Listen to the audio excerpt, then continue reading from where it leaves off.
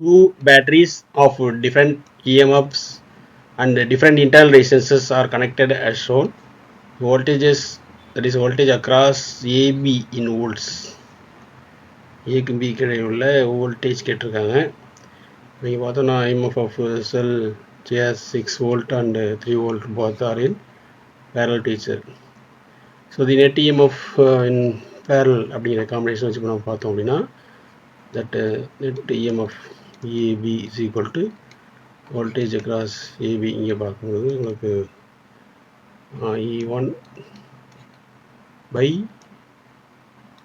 R1 plus E2 by R2 divided by 1 by R1 plus 1 by R2. The EMF across AB தான் உங்களுக்கு அந்த voltage across AB இருக்க போகுது. So hence என்னன்னா நம்ம என்னென்ன உங்களுக்கு net EMF in parallel அதை நம்ம இந்த காம்பினேஷன் இந்த ஃபார்மில் கொடுத்துருக்கோம்.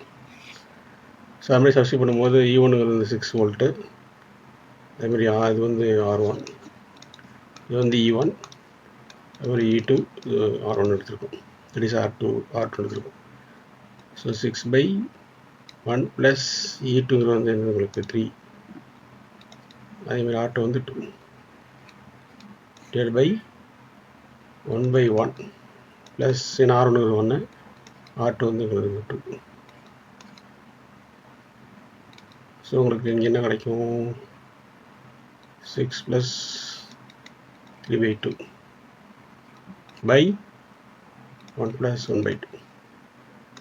இது வந்து எல்சி எடுக்கும்போது 2 6 12, 12 ப்ளஸ் 3 வந்து 15, so 15 by 2 divided by 1 plus 1 by 2 வந்து 3 by 2, 2 கேன்சல் ஆகும். ஸோ 15 by 3, 3யும் 15 அடிச்சா 5 வந்துடும்.